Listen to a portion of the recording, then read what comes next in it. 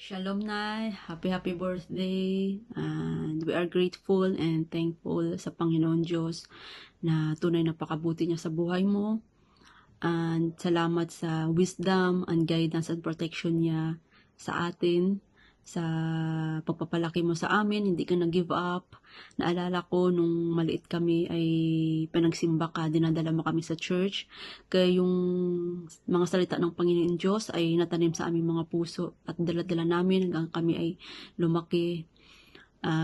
Truly, Nay, you are a woman of breakthrough.